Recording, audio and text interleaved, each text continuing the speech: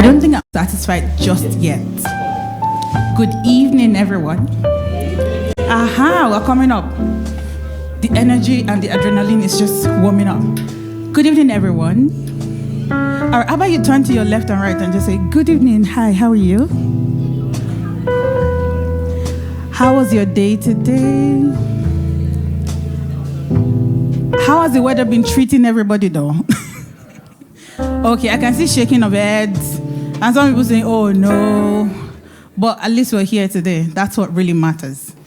It's really good to have everybody in this room today. And I'm really delighted and very happy at the same time to be here.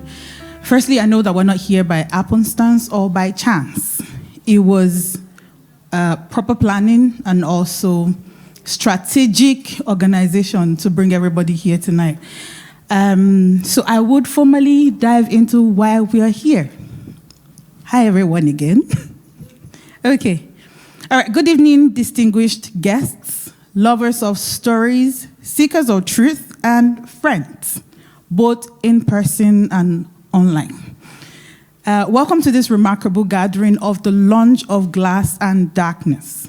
Tonight is about contrast, about fragility and strength, about what breaks us and what shapes us. Glass, clear, beautiful, reflective, yet very, very delicate. Darkness, however, often feared, yet deeply revealing. This book invites us into that tension where vulnerability meets courage and where truth quietly waits to be discovered. Glass and Darkness is not just a title, it is an experience. One that asks us to look closely, to reflect honestly, and to find meaning even in moments where we all would rather hide. Well. My name is Deborah Adelakun, and I will be your delectable host for tonight. I'll be guiding us through a program designed to reflect the spirit of this book, thoughtful, immersive, and illuminating. As we begin, though, I invite every one person to open up not just your ears, but your heart and mind, because tonight we are not just launching a book, we're stepping into a story that mirrors parts of all of us seated in this room and also watching us from home. Once again, I bid you welcome to the unveiling of Glass and Darkness. But before we dive into today's event, can I just quickly run us through a bit of an housekeeping rule so that we all just make sure that we're keeping safe and we're also looking out for each other. So if you look to your left, my left, which is your right, and my right, which is your left, there are two exit doors where you need to use just in case there's fire outbreak, but fingers crossed, this building is 190 years old and it's not going to happen.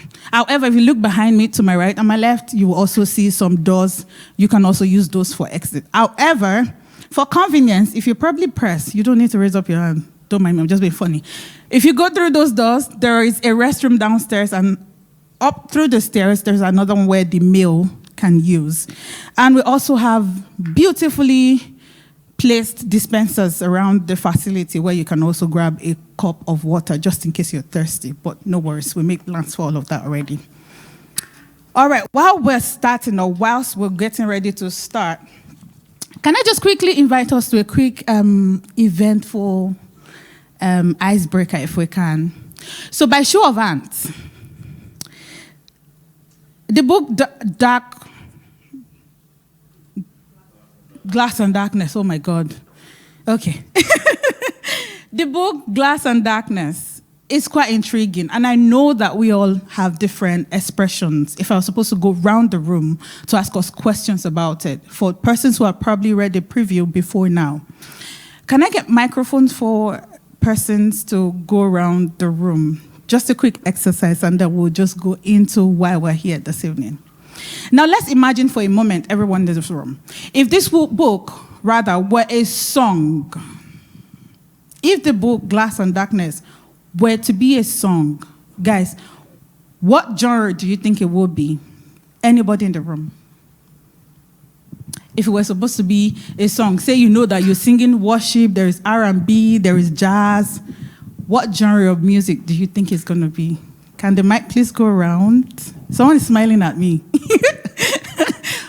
What genre of music do you think it's going to be if it were supposed to be a book? A song, rather.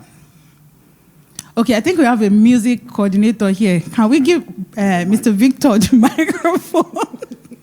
I don't know. Sorry? Maybe jazz. It would be jazz. Can I have some jazz, soft jazz music just playing underneath there? Thank you very much, Osamagbe. Okay, he said a jazz. Any other contrary opinion? If it was supposed to be a song, what genre of music do you think it's going to be? Any other person? Jazz? Sorry? Any other person? Okay, if you come far down this way, somebody is smiling at me there. On a brown headband. What genre of music do you think it's going to be, Ma? I don't know about genre, but I know about theme, so I might call it something Fast and Furious. Fast? Okay, that's not bad. They will be hearing sounds like bang, bang, bang, bang, bang, bang. Okay, that's cute. Any other person, if it was supposed to be a song, I'm waiting for someone to tell me it's going to be a worship song, and I'm going to ask you what worship song best suits that book. Any other person? So we already have jazz, we have Fast and Furious. That would be like rock, if I'm correct. Maybe rock, maybe. All right. Sorry? Okay, Mommy's saying something here. Yeah. Country. Country music. Okay. Like, you gotta know where to go. I'm not sure if that's the country music, but please, I'm sorry. It is. Know when to, can we all hear me? Know when to walk away. Know when to run. You gotta count your money. Well, hold a bit. Okay, what's it now? I have very... All right. Okay, look, it doesn't want to say it. No, come on. Say something. Okay. Okay. All right, we'll just move on quickly. If it was supposed to be a movie, somebody already said Fast and Furious. But if it was supposed to be a movie, if Glass and Darkness was supposed to be a movie, what kind of movie do you think it would be? Will it be a thriller? Will it be romance?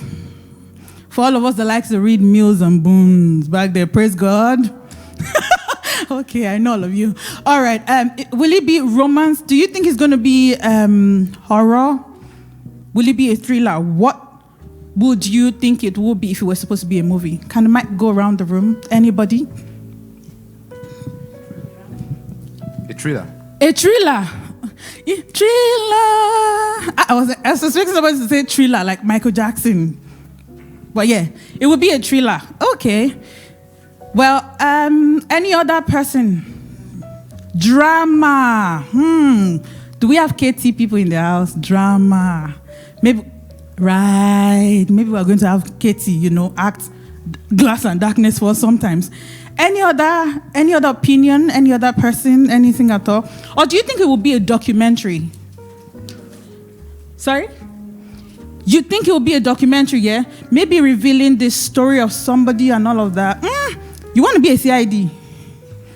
A detective? Lawyer? It's still in line, Okay. All right. Thank you very much, everyone, for that contribution. So as we move further into today's program, please remember this, that glass reflects while darkness, on the other hand, reveals. And stories like this one connect every one of us, like I said, in this room. It is now my singular honor to transition us into the heart of glass and darkness. And to do that, we cannot do anything in this room without really acknowledging the reason why we're really here. The book is nothing without the person who's really putting his creative ideas, his thoughts on paper with the inks of late night, tired eyes, and also critical thinking. So this evening, you're going to join me to welcome somebody to the podium. But it's not going to come right now because I've got something for him to come up with. Praise God. All right, some people write books, others write from experience, from broken places, and from questions they were once afraid to ask. But tonight, we are honored to celebrate an author Who dared to do more than tell a story? One who chose to reveal it instead. Now, Glass and Darkness was not written from a distance. It was shaped in moments of reflection, in spaces where truth is fragile like glass, and in seasons where darkness is not the absence of light, but the place where light is formed.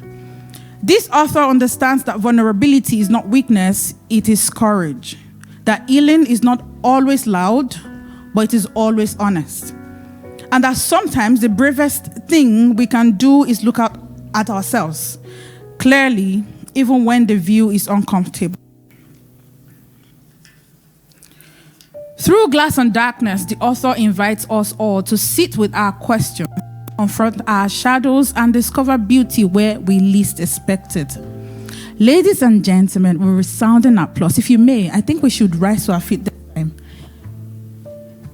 It is a lot of work, like we've said. If you may, please join me to rise as we welcome a voice of depth, authenticity, and insight. A storyteller who reminds us that even in darkness, reflection is possible, and through glass, truth becomes visible. It is my singular and great honor to present to you the author of Glass and Darkness in person of Dr. Francis Anderson. Can we jam our hands together? Also known as Olaito Akinyele. Thank you very much, Debbie. You're welcome. Thank you. Please sit down. I don't want to be a bit official here. I wanted this to be more or less a close room. First and foremost, I want to thank every single one of you first for taking out time from a very busy schedule to be here. I also want to thank God for making it possible for me to be alive today and also to be able to share this story with every single one of you. And I can't do this without thanking the man of this house, which is Dr. Mark Gihon, who has written numerous books and who his shoes is what I'm trying to follow. I respect him so much, and he's more or less a mentor to me. And I also want to thank my family too for giving me all the support for these many years. I know I'm doing things a bit differently this time because I want to be different. I think we've all learned that being different is sometimes it works best for all of us. So I'm doing my appreciation first before I go into any conversation. So, and again, I can't do anything without thanking the editor because I'm a technical person. So I'm not really a storyteller, but I got a developmental editor, which is EA Expressions, and they were able to walk me through the journey of writing stories that can inspire and can be impactful and can be well received by people globally. So thank yourself. Can we give ourselves a round of applause, please, for being here today? Thank you all. So that being said, I'm just going to take it a step at a time, and I hope you do forgive me because I'm not here with a pre-made speech. I just wanted to feel more of an intimate session with me. So, first and foremost, can we go back to the first slide, please? Okay, yeah. I know let's address the elephant in the room. Francis Anderson. People have asked me my dad has asked me, my friends have asked me, why Francis Anderson? Why don't you use your name? And I said, yes, everyone would like to use their name on their book. But I chose Francis because, one, Francis has been my English name for years, and nobody are aware. Many people are not even aware of it. So, one, I said I'll use Francis. Secondly, I said I'll use Anderson. Anderson, many of you would remember Matrix from Anderson, but this is not Matrix Anderson. So this is me using a drama face, a pseudonym. And the only reason I can tell you is, there are many reasons, but one of them is, which is why I've put up there, is I want the story to come first. It's not about me. It's not about my person. It's not about... At the end of the day, when we are all done here today and the book faces the world, I want the story to speak for itself and not just my name. I'm not one person that wants my name to be of glory. I want the story to be impactful. So the story takes more weight than my name. So that is one of the reasons. So do forgive me that I didn't put my name on the front cover. If you feel like you should have done that. But most importantly, it also distinguishes my technical papers. So I do have a lot of technical papers, and I want to be sure when you Google me, my technical papers come first before my storytelling papers. So I hope we all appreciate And I hope I've addressed the elephant in the room. Am I forgiven? Thank you very much. So now let's go to the order of the day. So I would like to start with the journey. And as many of us, many people have asked me, you just woke up one morning to start writing. You know, how come? How is it possible? But so I said, let me first start with my journey. So I started thinking about writing January 2009, actually. So that's been a long time. And that was around the year I started losing some of my friends. Some of my friends passed away. Some of them that I wished made the right decisions and they didn't. I don't see myself as better than those that have passed on or those that probably made wrong decisions, because I was in the same pathway with them. Just that I'll say God was gracious to me to lead me on the right path. So for 17 years, I've been thinking about it. But life, family, situations, and many other things came in the way. But May 2025, I got made redundant in my office, slightly before then. So I had a bit of spare time to spare, and I had a lot of time to reflect, think back, and ask myself valuable questions. So on that journey, I decided to take on numerous tasks, try to build an app, try to write, try to do project management, try many things, and story just came easily. And I'll give kudos to my daughter, Teniola Akinyele. She's here today, my family, but most importantly, my daughter. Reason being, I've always been telling her stories, and she'll ask me, where did you get the stories from? And I said, I just make it up in my head. And she said, so why don't you write it? And I said, well, I have them recorded on my phone.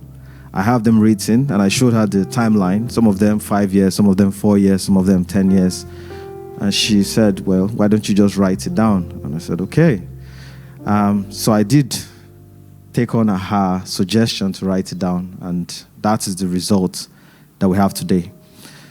That being said, so again, that's just the timelines of, it took me about 6 months to come about it, but most importantly, most of the background work has been done over the years. And if you take my phone today, you see recordings of stories. Many of them, I hope, would come to life. So I hope this would motivate someone today and inspire someone that even takes you 10 years, 15 years to actualize your dream, it would come to pass. It's just for the right time, the right circumstances. In my own situation, redundancy, good. It worked out well for me. So that's just me for now. Can we go to the next slide, please? So most importantly, one question most people would ask, and I'm not in your minds, but most importantly, when you want to write a story, the question my supervisors, my managers, when I work with people like Joe that is in the building, is why are you doing it? There must be, what problem are you solving? For anything, it's not about just writing a story. What exactly are you trying to achieve from it? And so what I've done is, like every researcher, I put the reason why I wrote the book. So first and foremost, we live in the UK, in the Western world, and as many of you will be aware of, there's been some form of identity clash, loss of identity, even within immigrants in the diaspora, children in the diaspora, where they feel like they don't have an identity, or where the identity has been written by people that don't know you. So what I've done is I've tried to create a story that if someone like myself pick it up, they can find an identity. And most importantly, in life challenges, you can make tough decisions. Because, for example, we're in a world where there's cancel culture.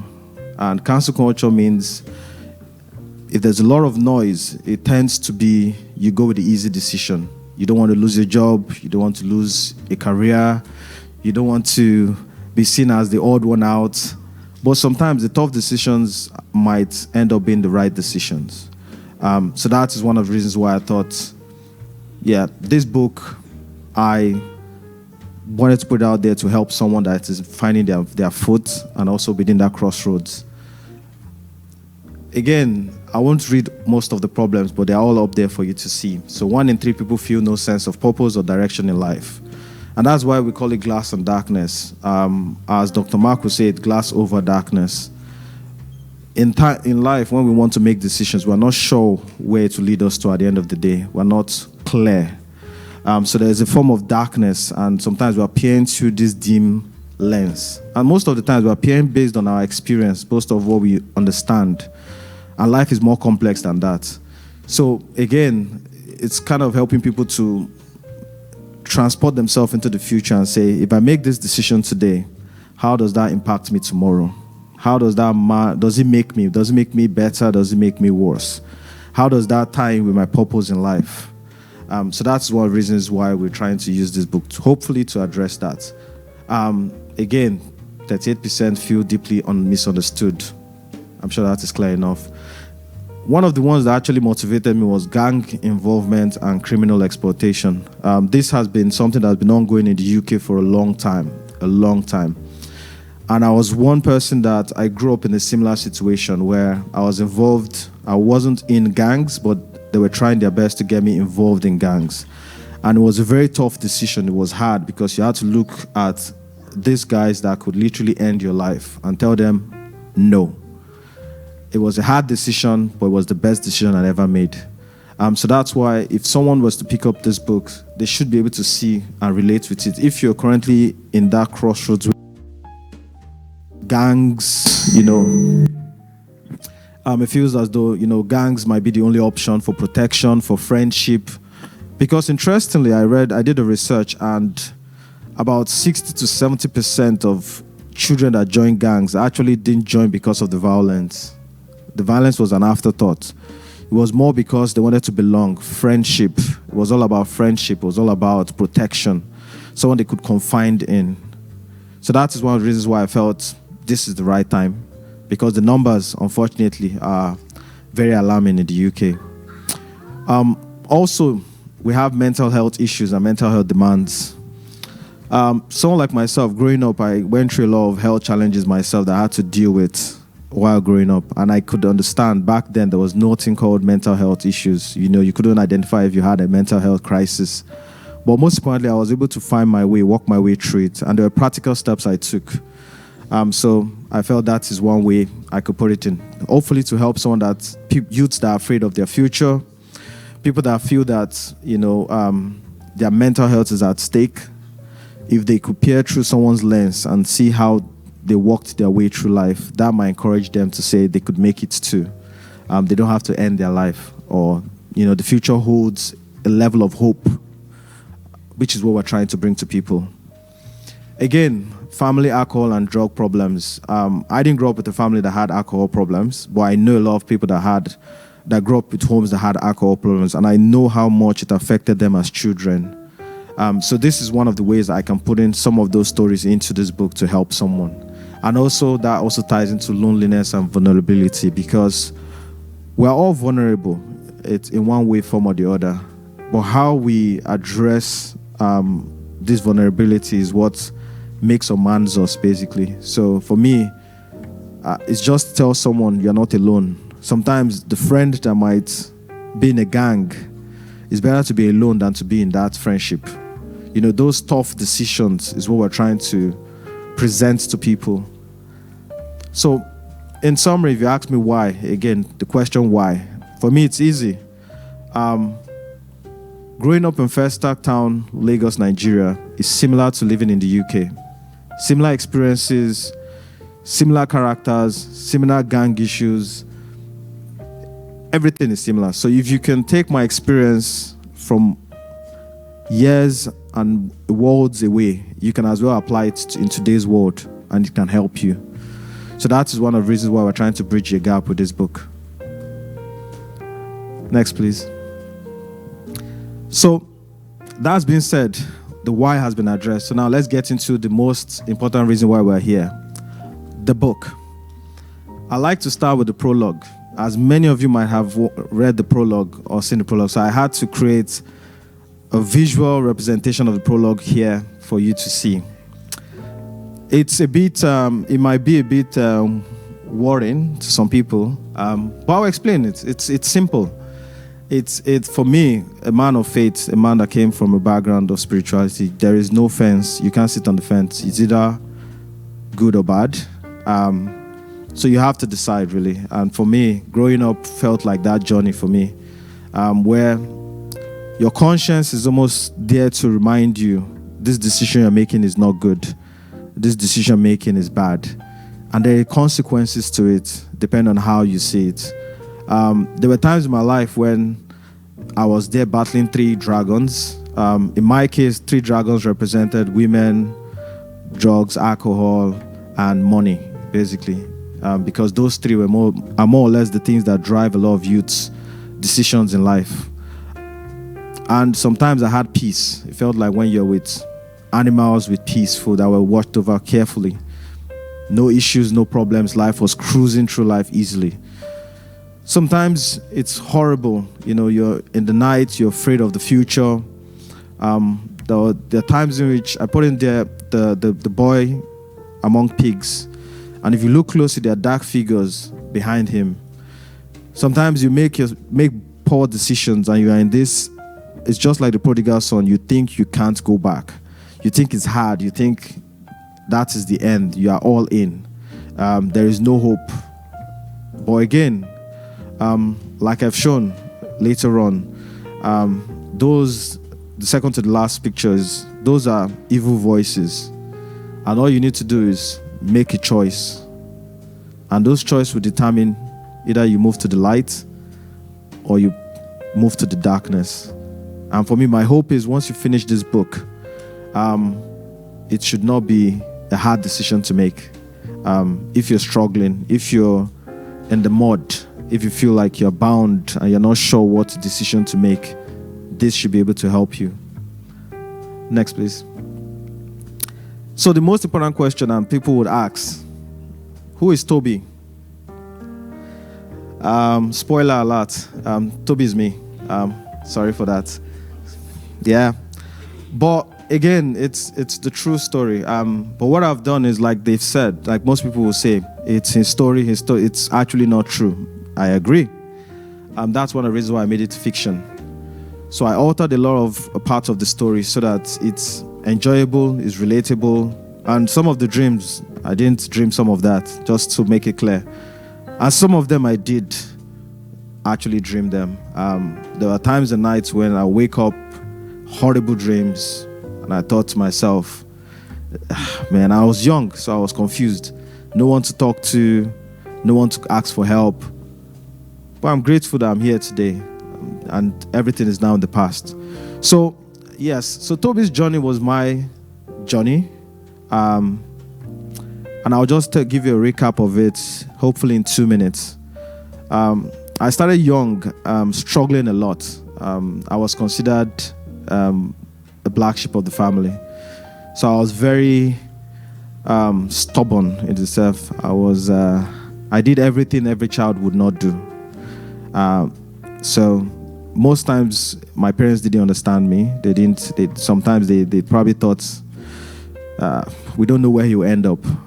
And that was my story. I struggled a lot when I started in life, struggled a lot as a teenager, struggled a lot as a youth. Till the day I saw my mom cry, and she said to me, these decisions you're making, yes, we understand, we can't understand you, but you ask yourself the most valuable question: would it lead you to a good path, or would it lead you to a path of destruction? Like many youths, it's all about rebellion. You're doing it because it's hurting your father. You're doing it because it's hurting your mother. You're doing it because it's hurting your friend, or you're doing it because it's hurting someone. Sometimes, yes, you're hurting, but sometimes you make decisions not because it's the right decision, but because you know someone else will be offended by it. And so you press on, knowing that it's the wrong decision, but you don't want to give in to the good choices. But I'm happy that there was a turning point in my life, and I was able to identify the turning point. And that for me was when I started taking the right path. And I couldn't do it by myself. So I had a group of friends, a group of youths that were able to help me through the journey. And that's one of the reasons why it's more practical than just the storytelling. So, at the end of the day, here I am today, alive, thank God, telling my story, happy to do it, and hopefully someone can learn. I put a quote from Luke 11:34 to 35. We all have, and I'll just summarize it, we all have a form of darkness and light in us. But most importantly, we want to be sure that the light in us illuminates, because once you're still in a human, there's flesh, and the flesh comes with its barriers to light. So you want to make sure that what is in you is light, and always ensure that the darkness is dampened away. Because if the light shines, you're healthy. But if the darkness shines, or the darkness doesn't shine, the darkness glooms, then you're actually unhealthy, regardless of how successful you are. So that is the story in a nutshell. Next slide, please. And what is the vision after? So after this book, what is the plan? Do I just stop there? My answer is no. So the vision is simple. We want to transform lives a story at a time. That's it. Simple. And most importantly, we want to deliver hope, not just a book. We want to be sure that people in prison, people that are going through tough times, people that are struggling, can find light in a book. I'm tired of seeing books about witches and witchcraft. I'm not saying you can't read it, but how does the story help you at the end of the day is my question. So I'm trying to put a book out there that might look like one of that, but its aim is totally different. So again, what I plan to do is, if I get sponsored support, get some of these books to prison cells, schools, free of charge. For example, someone paid us £200 to have the teenagers that would turn up today free copies. And that is what we plan to do, really, is just help people. So if you want to be part of us, if you want to support, if you bought a book, that is fantastic. That will help us give some copies out to schools for free.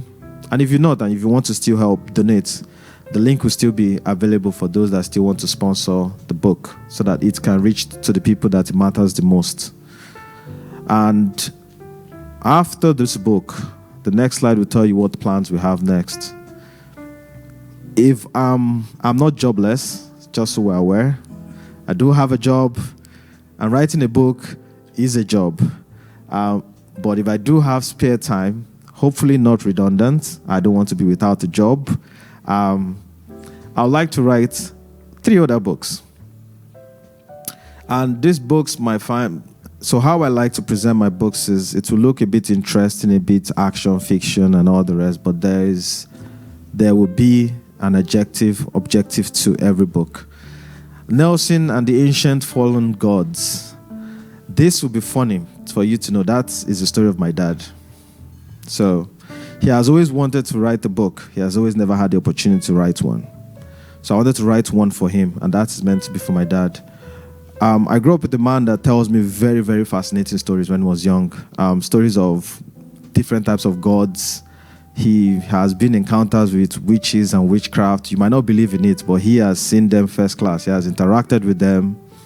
Sometimes when I was growing up, I thought he was, something was wrong upstairs. But growing up, you later find out that, that's what he lived. He lived it, and it's very interesting to me, because what I've done is, whenever he speaks to me, and I know he's online, I used to record him a lot. He's not aware of it. So I always ask him, so when you were there, what did you see? He would tell me, I'll record it, I keep a note of it. So he keeps saying he wants to write a memoir, but memoirs are not interesting. So I'll make it interesting for him. The next one, which is music, him, her, and them, interesting. I was trying to be a bit more, I didn't want them to cancel me, so that's why I put him, her, and them. I'm joking. Yeah, they can't cancel me. So I've been in the circle of musicians before, and I've seen their life. And for me, it's not. There are some hidden stories that people are not aware of about the music industry, and how sometimes it's tough for people that are in that world. That world, for me, kills people a lot. It kills souls, it kills visions. And I've seen people rise and fall and being forgotten in that industry. And for me, there are stories to be told. And the last one I'm hoping is an obvious one. Journey to unforgivable pastures. There's a lot of people that are looking for greener pastures, moving from one country to the other. Sometimes they don't plan right. Sometimes they just put their hopes in man, hopes in God. And I've heard horrible stories. Some people that their faith have been put to test.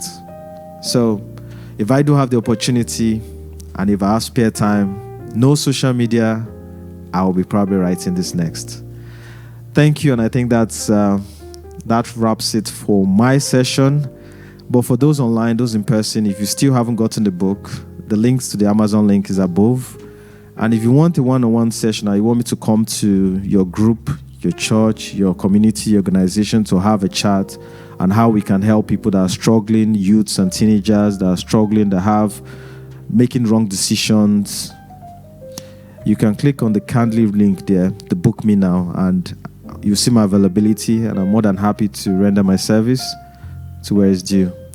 That being said, thank you very much, and I hope you did enjoy my little session.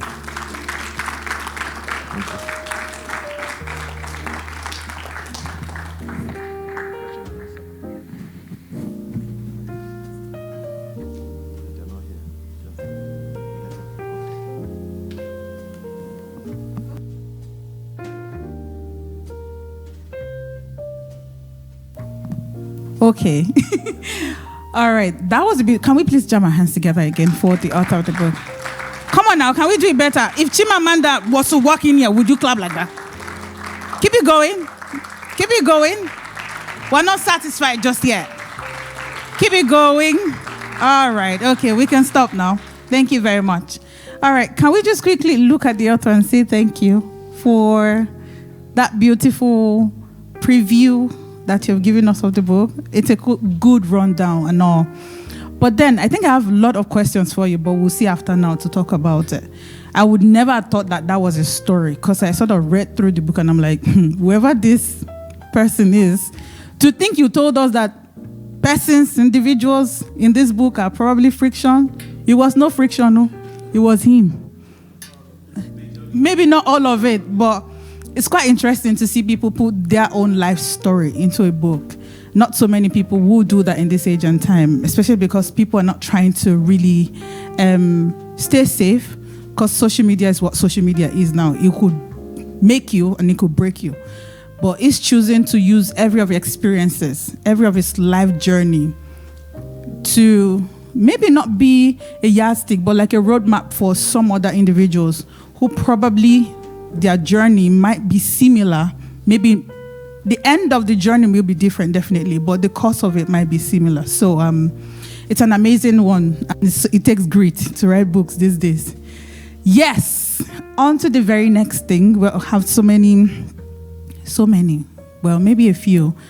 We have beautiful and amazing individuals in this room today who are going to be sharing with us their experiences while they read the book. And that's where we get to review the book. But not just from adults. We're going to be hearing it from youngsters, individuals who probably can relate with some of this story and how that it sort of interprets itself. How it sort of, the words, let me use the word for lack of better, ministers to them, and how they could relate with it. So if you join me to welcome two of our very own amazing young adults, join with me as I bring to this podium David Bola Okerinde as one of our young adults to share his experience, and also Anu Oluwakpo. I know that they are both somewhere. Please, guys, come this way. Keep clapping for them. If you make your way right there to sit, and Anu, can I have you to my right here? Thank you very much.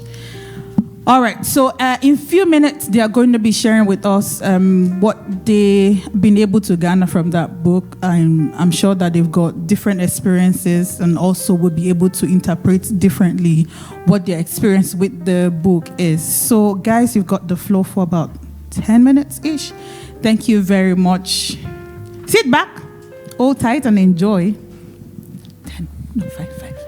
Yeah, thank you. Good evening, everyone. Good evening. I think we've come here to just give our own glimpse into what we've brought from the book and how we've interpreted it, and how for our own young lives, how it's kind of reflected ours. So for me, Glass and Darkness is one of those books that I think that you ponder on quite a while after you read it. It's something that sticks with you, and you kind of see it reflected in your own lives, or at least for my own life, as the story is based on this friendship that is something that's so prevalent in a lot of people's lives. As growing up, childhood friends, growing up through different stages of life, you've seen a lot of friends come and go, and I think that's something that is a key theme in this book. As we follow Toby, we see how he's growing up in this town, and we see how, as he continues to grow up and become more inclined to the reality of the world around him, it becomes a fight for him to stay steadfast in his values and his own choices of what to do and how to live in this world. And I think it becomes clear to him that the world isn't as clear-cut as he's seen it. As when you're a child, when you're younger, it's quite easy to see things in black and white, or just go through it with a kind of naivety that a lot of children have. But what really is well shown in this book is how that disappears quite quickly for a lot of children, a lot of people who grow up in environments that challenge them every day or impact them in a way that they will never expect it. And what makes Glass Darkness so powerful is that the way Francis has written it, it's not like he's trying to impress you or trying to flaunt all of these experiences that he's had. He writes as someone who's been through all these things, and the way he describes it, it feels so raw and so honest that you can really relate to these experiences and these topics that he's dwelling on. He shows the beauty of just growing up in a place that is full of such energy and community, and how the pressure and even the quiet struggles that people don't see can have such a long-lasting effect. In the story, there's no big over-the-top dramatics or twists as such, but it really helps you understand what it feels like to want something better, to try to achieve or to be someone better in the world, to want to protect the people that you care about, and to be torn about the life you want to choose or who you're becoming in this world. Glass and Darkness is also a book that dwells heavily on identity. That's what I've took away, at least. It's about how you view yourself and how you hold yourself when things are tough and things aren't as clear as they seem. And by the time you reach the end of the book, you don't feel like you've read just a story or another fiction novel that you've just found in a book. You feel like you've lived through these characters, you've grown with them, you've seen how their development and progression has truly molded these young men and molded these people. And I just think Glass and Darkness is a book that is very honest and emotional, and it's a very good piece of work, and it's something that has deeply touched me. Thank you.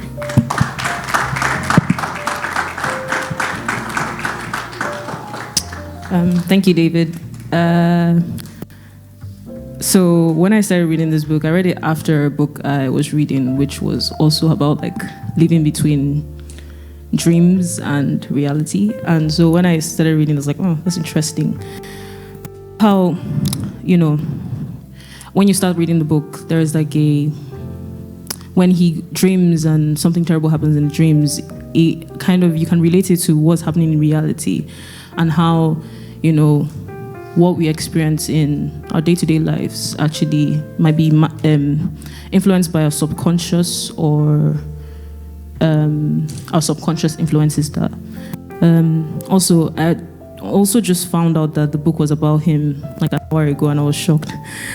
No, not really shocked. I was just like, wait a minute. I was like, because as I was reading the book, I was like going between, is this about him? It can't be about him. Like, stabbed somebody. It can't be about him.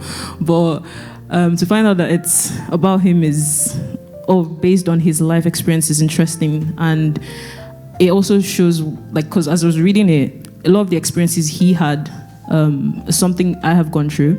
I have stabbed someone in school before. I have had an incident with a pair of scissors in school. So it was interesting reading that, and it shows how, him and his best friend, their home upbringings, the difference between them, and then just showing how that affected their moods as children and their moods relating with people at the beginning of the book was something interesting. I think it's something young people should read, because it kind of gives this sense of familiarity, which is like, someone has lived through this. Maybe you can tell them at the end of the book that, okay, this is actually about somebody else or somebody, but like someone has lived through these experiences, and someone who is a black sheep, if they read this book, they would be able to see themselves in it and then see themselves overcome those situations. And I'm still reading the book, not done, but from what I've read, it's like the fact I could see myself in it was a good one.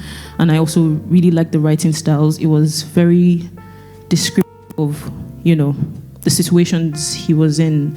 And the part that touched me was the fact that he teared up and he felt sorry about stabbing that guy. And the goodbye note was really, the fact that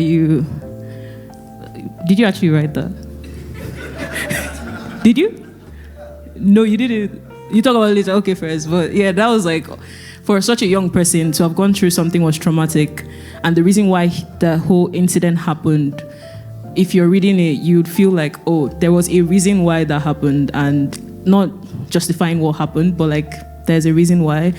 And to feel like he had the sense of remorse, or enough remorse to go up to the principal without like being called to apologize and then write a letter to this guy. I think it was a really good book. I'm still going to ask you a lot of questions, but we'll get to that. All right, thank you very much, Anu. Thank you, David. Right now, we're going to be proceeding to take questions and answers. Okay, so the questions will be directed to the author of the book, and if we do have microphones, okay, David, can I? Thank you. So what we'll do now is just to pass the mic around so that we have questions thrown at him. If you really want to get to know the truth about certain things, like one of the one Anu was trying to ask, because I want to be sure too, did you really stab the guy, or it was like stab? Or... Yes, I did. Hold on a minute. I know that Nigeria, where we're from, yeah, of course, Nigeria, we're proud Africans. It can be mental when somebody gets on your last nerve. Jesus. You look at the person there and you're like, okay, I'm warning you.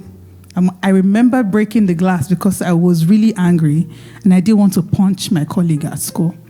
That was the level of push people could really push you when you're really in your own element, but you don't want to retaliate. I then turned to the wall and punched the glass so hard, it tore my hand. But I was happy. That was the way I could manage it because it was really very annoying. But then, did you stab him or not? I'm not on the hot seat. All right, so the microphone will be going around now, and then we'll see if we've got any questions for persons who've read the book, or if you, by any chance, just flip through the pages. And if it's just a review that you've read, it might be a good time to also ask further questions about what the intention of the book is, to further get some form of clarity as to why he poured his heart so deeply into the book. So if we, by show of hands, if we have any questions, right. So we have the first question, and yes, let's take your question. I just want to know, do we call you Dr. Allah or Francis or Toby? Just so we know who we're addressing. We've got like multiple characters going on. So Francis is my English name, or is my baptismal name. So if you call me Francis, I would respond. If you call me Olaito, I'll respond. But if you call me Anderson, I might not respond. I hope that answers your question. Okay, quick, very not relatable gist.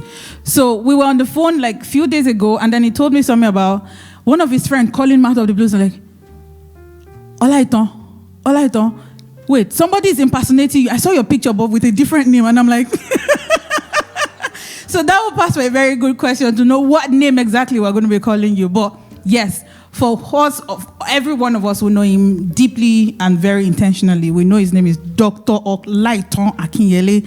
However, for the sake of our world, and then, because of the space we're diving into, is Francis Anderson. That's it.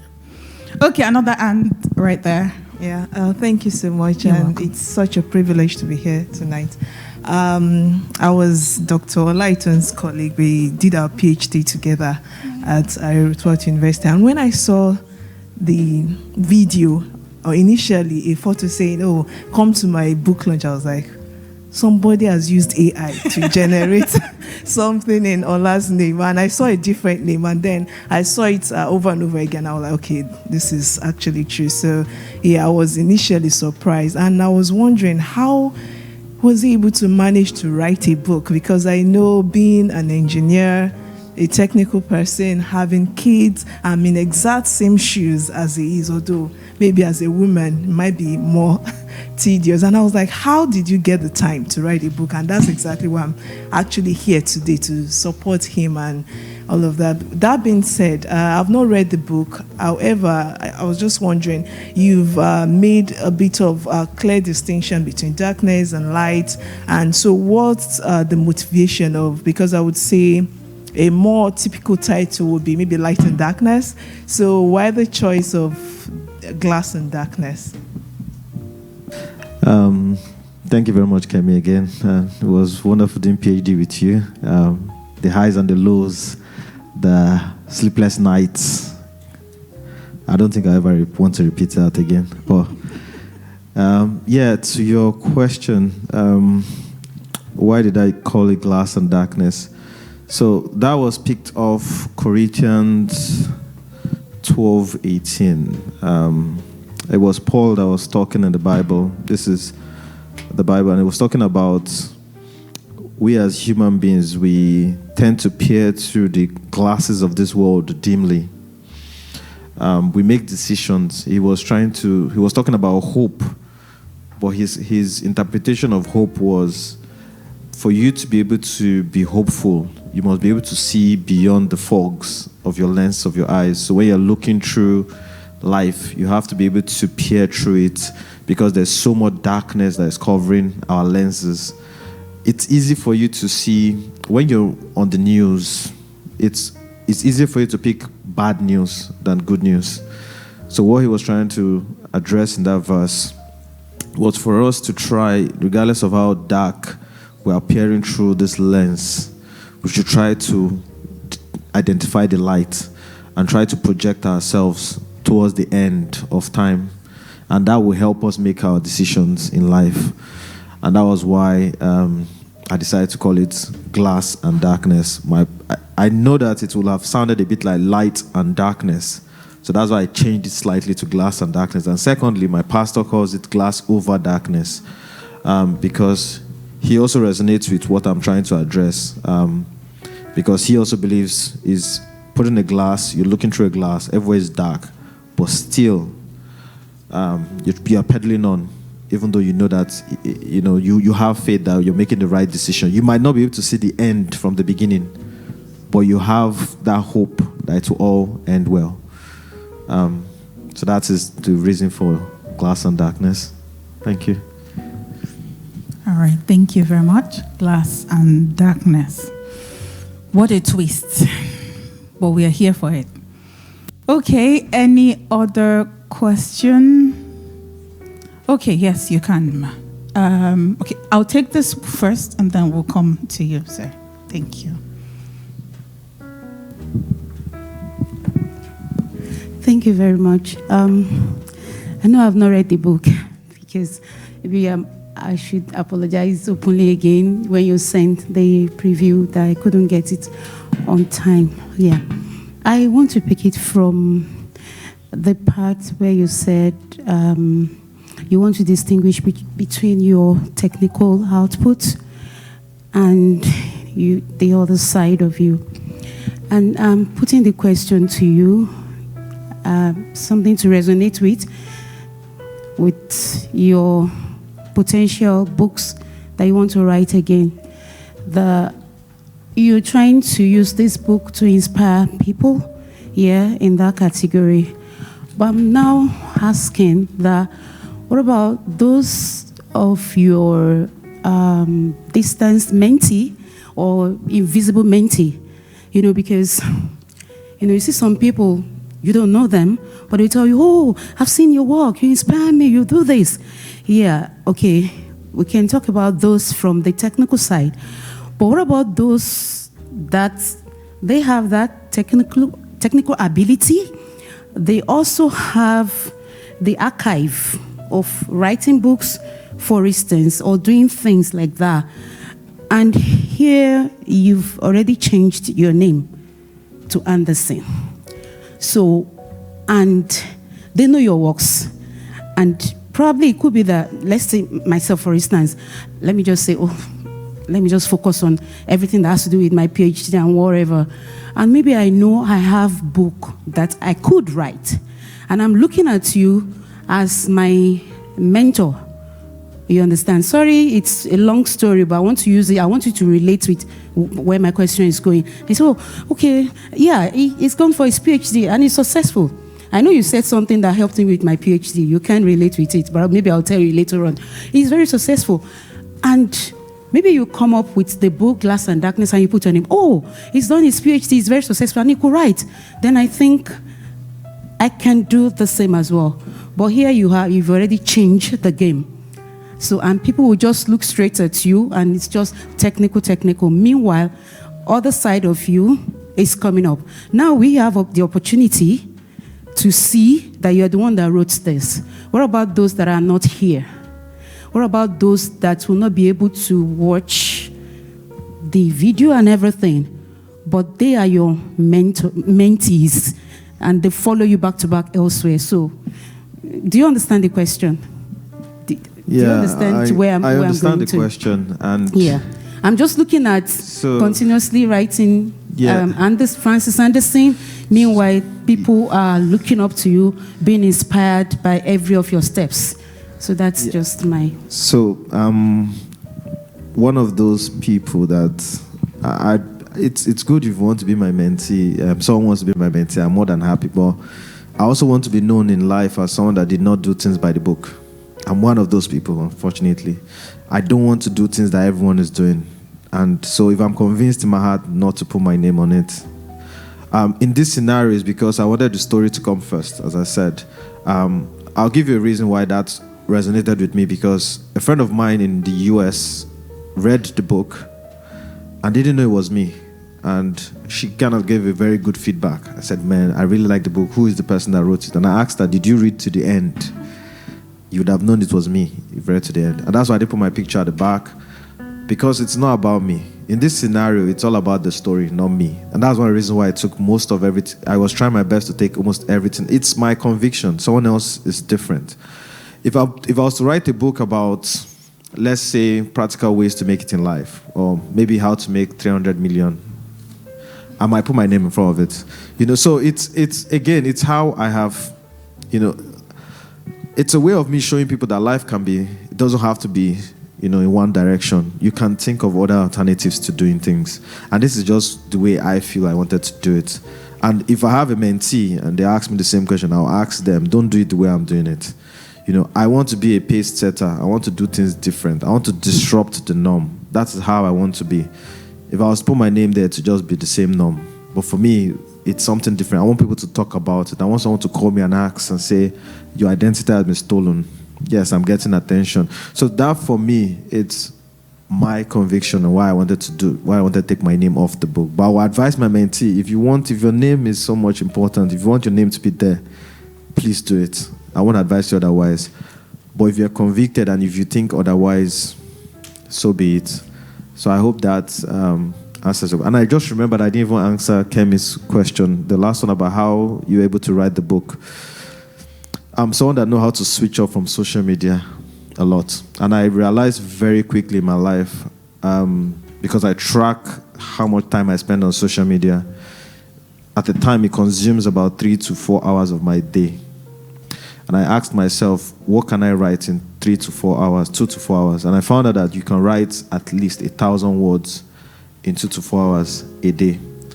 That times 6, you get easily 60,000 words. So for me, it came from that point, really. So when I had the opportunity to look at social media, what I did was I just went on my phone and just started writing. Write on my phone. People would think I'm on social media. Copy it. Send it to my computer, expand on it, leave it for a while, come back 2 months. My journey was a bit funny with this book because I actually thought I was going to finish in June 2026. That was my target, a whole year, because I'm not a writer. I checked all the analysis. They said if you're a first-time writer, you need to give it a year. So I said, okay, you know what? But if you've done PhD, you understand that there's systems in place you can put. And what I found out very quickly was I initially wrote 10,000 words in a month.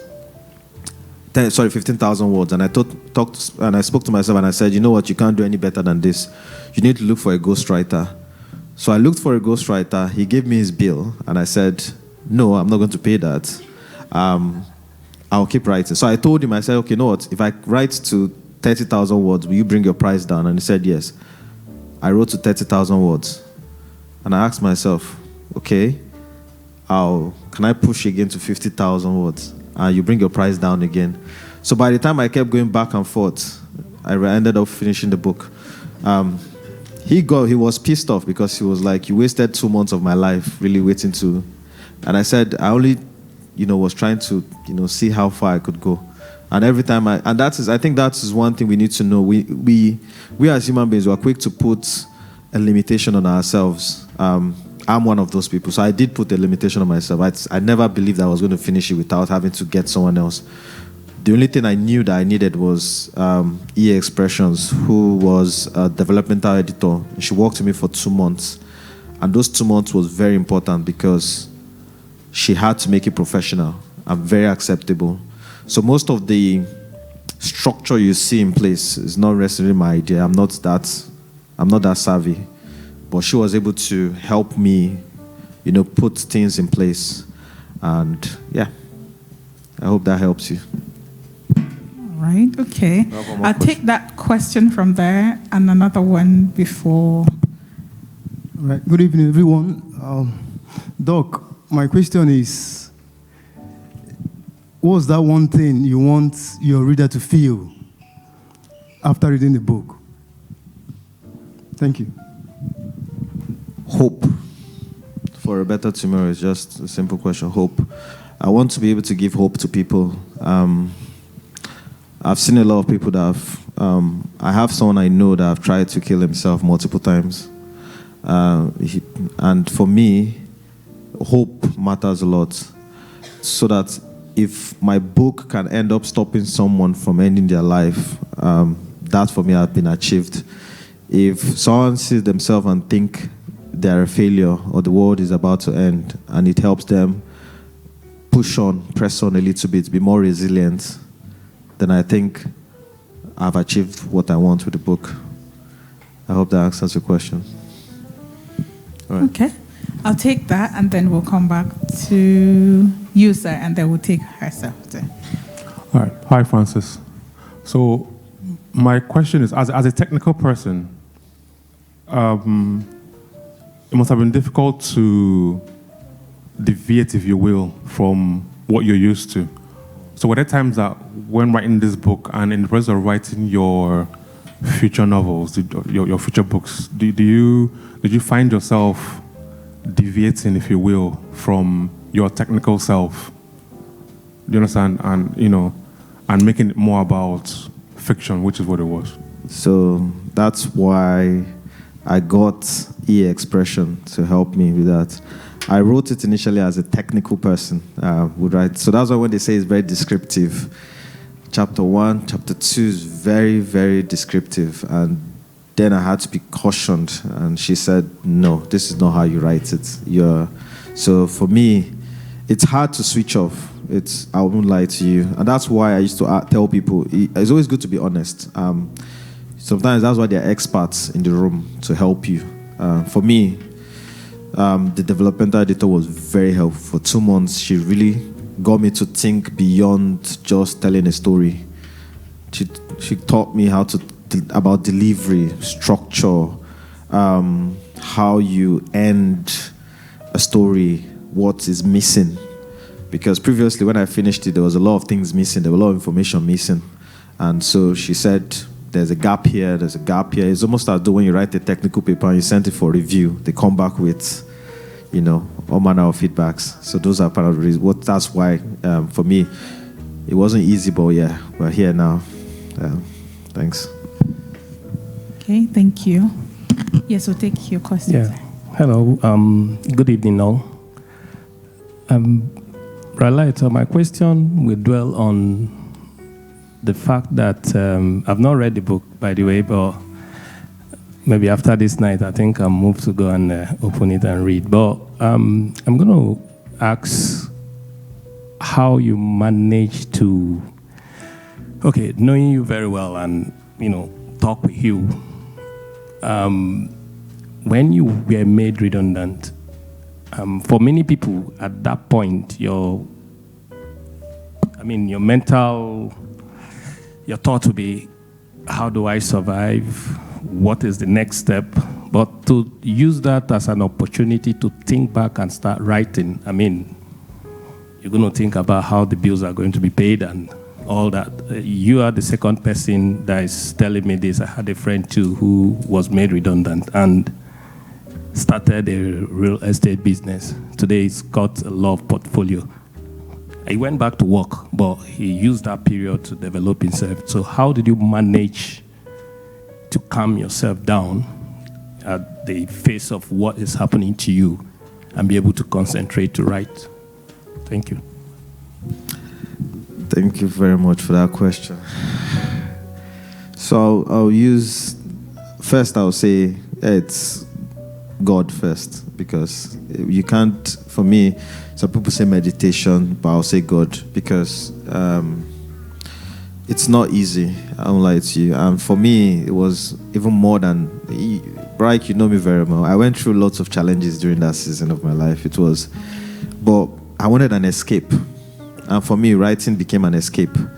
So if most of you that follow me on LinkedIn would probably be aware, I finished a technical paper during that same period. So I published a technical paper 5th of June in SPE. And so around that same period was when I started writing this. Because at that time, my goal was to write 2 books, 2 technical papers within 2025.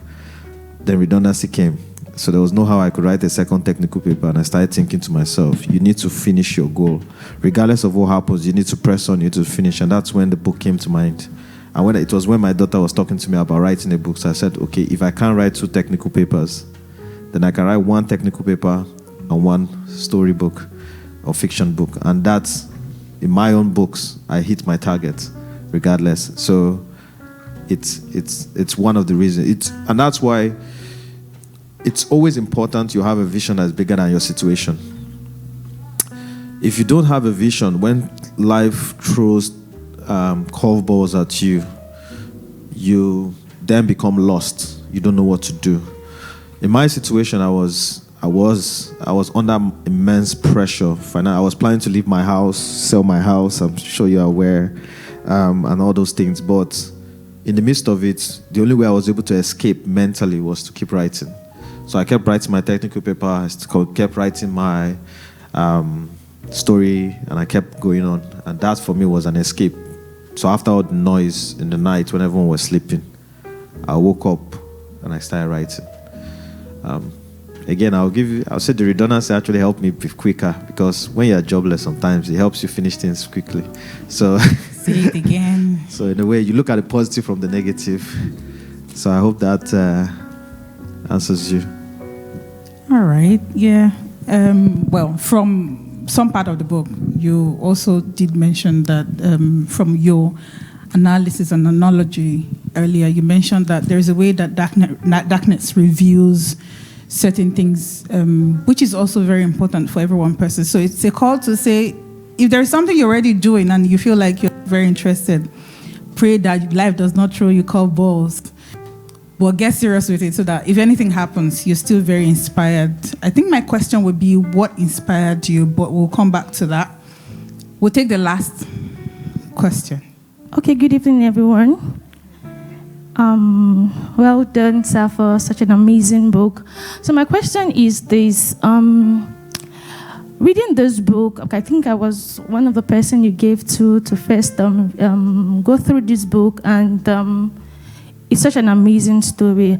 And my question is that, do you have a plan to distill this book into like simpler form for children, like younger children from the ages of 8 to, let's say, 12 years old? Because looking at this book, I feel that it has such a powerful story that the younger ones need to also learn from. Because how old were you when you stabbed that guy? I just want to know. Because we're on record here, so that he doesn't. No. I'm he just doesn't asking. sue me one day. I think know. I was roughly around 11, probably 11 years or 11. less, yeah. And I think Anu mentioned something about stabbing, and she mentioned about, you mentioned about punching somebody. And also, few days ago, not even few days ago, yesterday, I received a message from my son's school that somebody was about to stab him with a knife in the dinner table. So I think that the younger ones also would want to like learn a lesson from this, so that, because there are so many Tobis out there that also have that also face the same challenge that you also face. So what is your plan to also distill and make this book into like simpler versions for the younger generation? Because I know, coming from the author perspective, because I also write books, if you check some books, you see, like, for example, let me use Stormy O'Martin that wrote The Power of a Praying Wife. She has the Power of a Praying Kid. This man that wrote The Purpose-Driven Life, requiring, he has the Purpose-Driven Life for Children, so that they too can also pick the lesson. Because I won't give this book to my 8-year-old or to my 7-year-old. It might be so cumbersome for him to, or for them to understand. So what's your plan to like make this into simpler versions where the lesson can also still be learned, and the children also get value from it? Thank you. So that's my question. So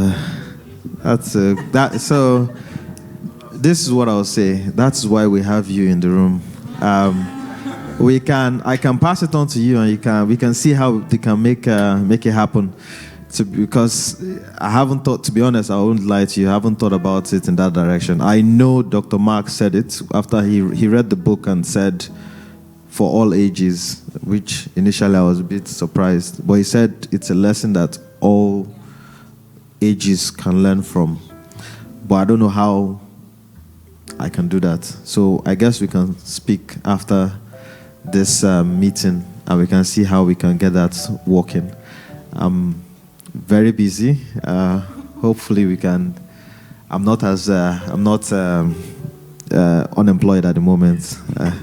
So just for the record, I'm employed, and I'm very serious about my work, and I put in 100%, and I will never use office time to do any work other than the work I'm currently doing. Thank you very much. Yeah. All right, I think I've got one more question. Might be a question, might be something to also consider. Putting all of the very amazing questions everyone has said, something that sort of comes to mind is how about we think about it this way, like a book club where where you can have those kids of that age range and bracket where you can sort of like just, because I think that one very important thing with your stabbing situation would be probably some form of anger management. And I know that there are kids that are in that age bracket who probably cannot undo certain things. But if we put that into like a book club scenario where, you know, we can have kids, like you said, your daughter inspired you, you know, think about so many other kids who will probably be interested in just sitting down and then somebody talking to them, but in a more simpler way where they can digest it, they can easily resonate with it, and then, maybe a book club. That's one of the reasons why I put at the end a meeting invite link. So right, if you have an idea, you want me to come around, you want me to help out, I don't know, it's the last page of the slide, then you can reach out to me. We can always talk about it. I'm more than happy. Many of you are here aware. I'm more than happy to always speak about anything whatsoever. So if you want to, you know, talk to me about opportunities, I'm more than happy to help if I'm free. But I'll never do it under work time. Just so emphasis on never doing it on work time. I think Auntie Modupe has got her hand up. Okay. Any other question? That would okay. Okay, one more. One more. Okay, good evening, everyone. I think we discussed this where I said, is there any plan for you to hold like a symposium with the teenagers? Which is very, very important. And so many of them are going through the same issues. They can't speak with their parents, nobody to talk to. But from your experience and if you work with the teachers, I believe this will really be like, okay, someone is going through the same thing, or someone had gone through the same thing I'm going through at the moment. Then you can give your advice to them. If you could just, we discussed this, so if there is any other plan that you've thought of. Yeah, so... Yes, you're right. And again, one of the reasons why I wrote this book, when I was in Edinburgh, I had the opportunity to speak with. So a mother came to me and said her son is joining gang, you know, and he was with the durag and, you know, he was with his full regalia and all the rest. And I spoke to him and he said, and I liked what he said. He said, none of you know how it is to walk my shoes. So when I sat him down and I shared a bit of myself with him, he was surprised. He said, you look like a bookworm. You don't look like someone that has gone through, that have those scars.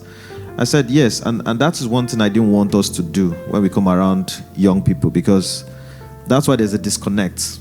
They believe we portray this near perfect personality. So the moment they believe they can't walk that same shoes, they pick the easy part out.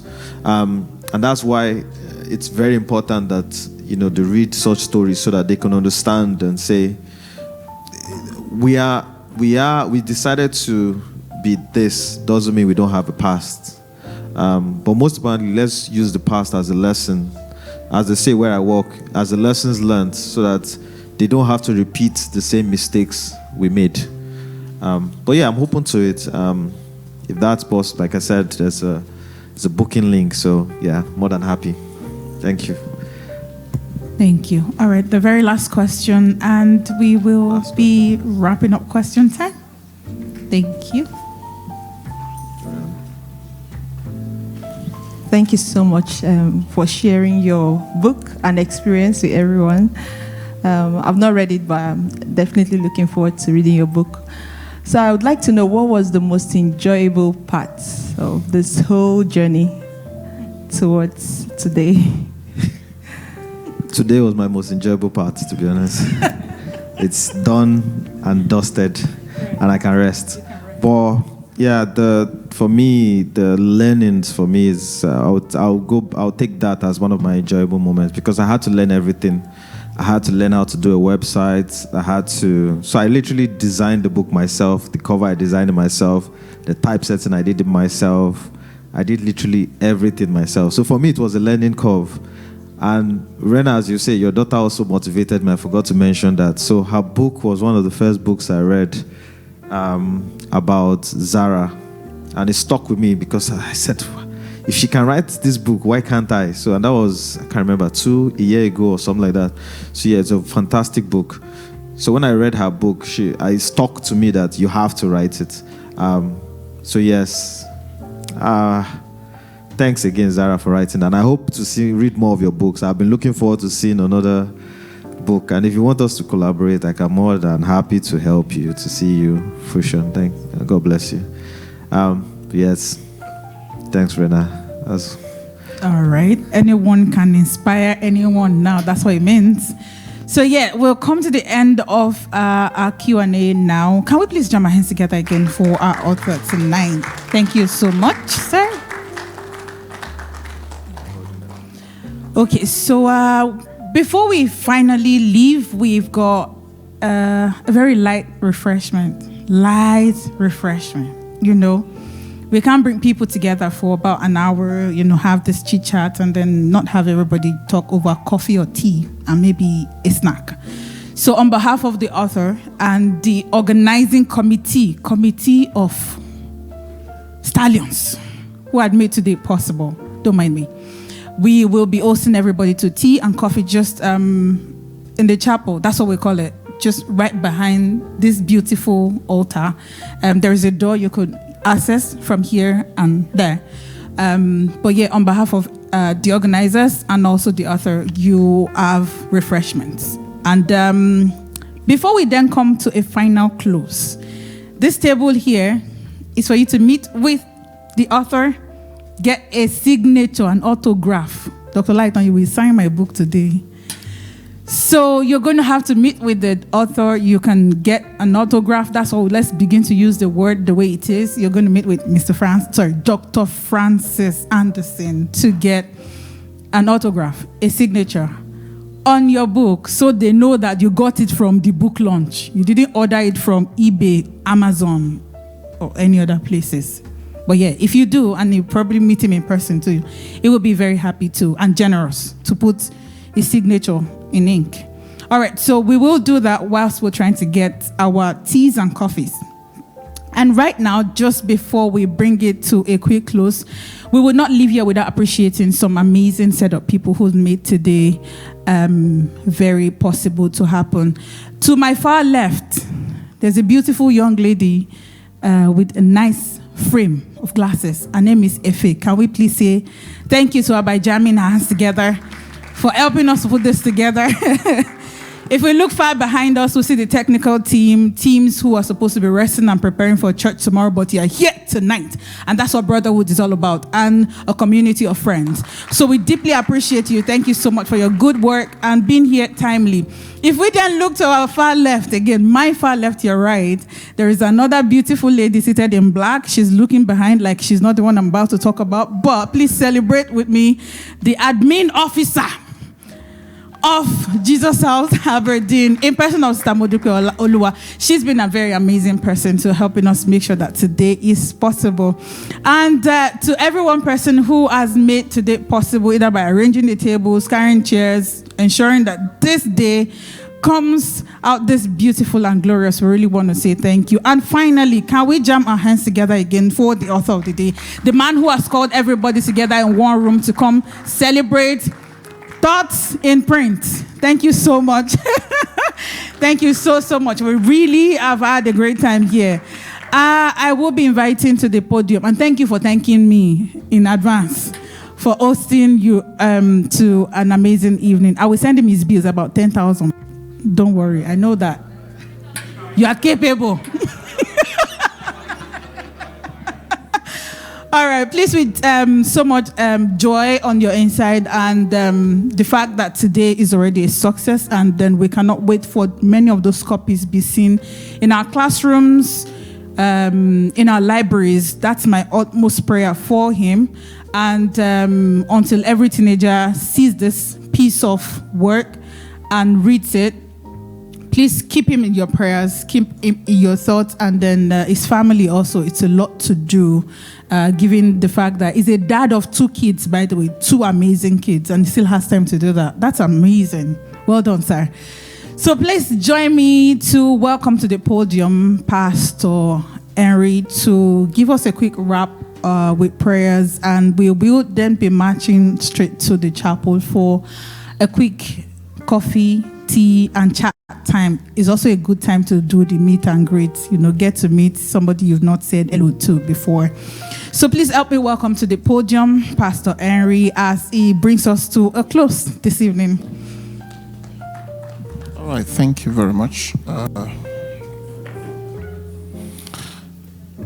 To do the closing prayer, but also maybe say a few things. I don't know if any of you noticed this. So he told us in the book review some element of rebellion as a child. Okay? And then somebody was asking about why he changed his name. Did anybody notice that stint of a bit of rebellion still there? And that kind of confirms a theory I've always had, that certain things that we name to be bad may not always necessarily be bad, but maybe sometimes the way they are presented. So as a child, it was a bad thing. But then even as an adult, still writing a book, that stint of that rebellion, I'm going to do it differently, still in there. But it's a good one this time around. So, and let me also say, it takes a lot to sit down and put a book together. If I ask a person here, 50-60% of us had thought about writing a book at some point.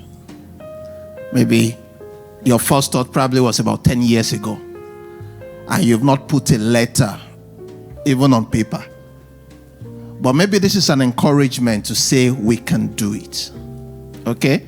It's an encouragement to say we can do it. Just as he started speaking, I think I already got a title for my own book. So don't be surprised when you see my own book too. And interestingly, I have a doctor in the house that I believe will also help me. So, all right. So, Dr. Light, I think thanks so much for the gift that you've given to our world. I mean, books are they last for generations to come. I mean, we still see books that were written centuries before now. Everyone may not see them, but some people will come across them. And I want to tell you, this is a great gift you've given to our world. A narration of experiences that the younger ones go through. In different dispensations, they've been presented differently. While we were growing up, there was no internet and things like that, but there were some vices all around us that some of us had to face. And in the world we live in today, it's also a different thing. But everyone that is passing through this phase of life will always come to that place where you have that struggle. And thank you so much for at least telling that story. And I know someone will pick that book. They will be able to relate with it, and hopefully they will be able to get a proper guidance even for their decisions in life. So it's a great gift, and I know generations to come will call you blessed even for it. And again, for every one of us, I mean, it's an opportunity to say, write down that story too, because it will certainly bless someone. So to bring it to a close, let's just be on our feet. I mean, as is a practice, if you can, be on our feet, and we'll just want to say a word of prayers, and we'll also, for us as believers, words are powerful. Okay? And we believe that those words in those books, they can transform lives. Okay? So we're going to say some word of prayers to back that up, and that everyone that will pick that book, it will be a blessing to us. So if you can bow your heads, our Father in heaven, we want to thank you for this evening. We want to thank you for the gifts that you've given to our world, even through this Dr. Akinyele. We want to appreciate you for the inspiration and from the place where that has come from. I mean, just as I'm praying, I remember that scripture that says, we have been comforted that we might be a comfort even to others. He went through his experience, he came out of it, and he's telling that story to be able to help and inspire another human being. Father, we say thank you for this. Accept our thanks in Jesus' name. We just pray as regards this book, and we ask that wherever it will go to in the four corners of this world, that it will turn a life or lives around for the better in the name of Jesus.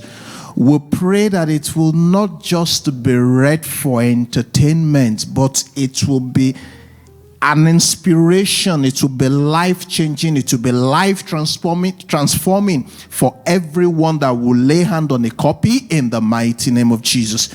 And we ask, oh Lord, that your name will be glorified at the end of it. For everyone that has come, we say, Lord, thank you for bringing them. And even as we go, let your presence go with each and every one of us. And at the end of it all, that all the glory may be unto your holy name. Thank you, Almighty Father. In Jesus' mighty name, we have prayed. Amen. Thanks so much for coming. God bless you. Real good. Thank you.